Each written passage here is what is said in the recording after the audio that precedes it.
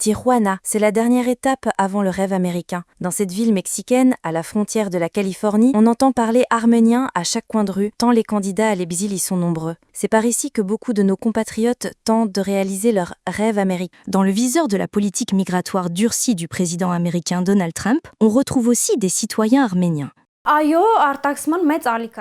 Oui, une vague massive d'expulsions a commencé dès le premier jour de la présidence de Trump.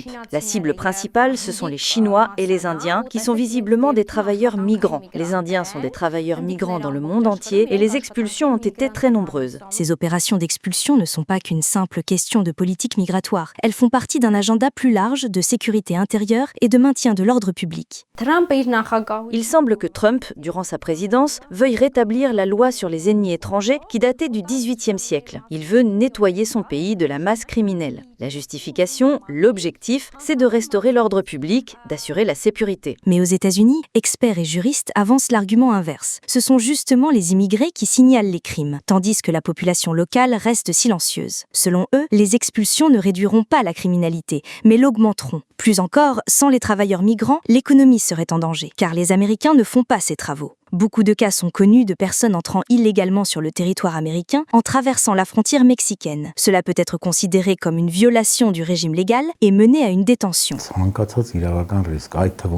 Ils font face à n'importe quel risque juridique, y compris se retrouver en détention, dans un camp de migrants, un camp de concentration, je ne sais comment on l'appelle. Ils peuvent se retrouver là-bas. Ils peuvent être expulsés, avoir un papier d'expulsion dans leur dossier. Tous leurs documents, y compris ceux prouvant qu'ils sont entrés aux États-Unis avec de faux papiers, peuvent être renvoyés en Arménie aux services de sécurité compétents pour qu'ils soient jugés ici pour être partis avec de faux documents.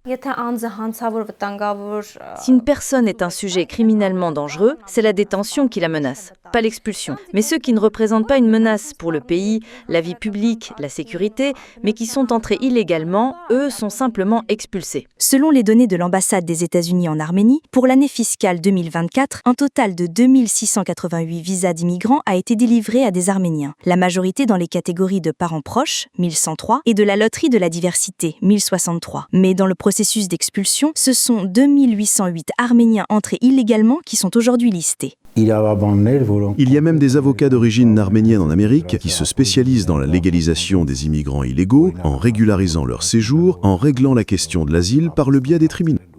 Sur quelle base peut-on obtenir un statut légal? Naturellement par le mariage. Bien que ce soit une procédure complexe, c'est une option efficace. Le mariage doit être réel, même si l'avocat guidera sur la manière de l'organiser. Il y a aussi le permis d'études, si l'objectif est de rester pour étudier, et le permis de travail. Ces dernières années, l'immigration aux États-Unis est devenue un sujet politique et social majeur, autour duquel les opinions sont nombreuses et souvent contradictoires.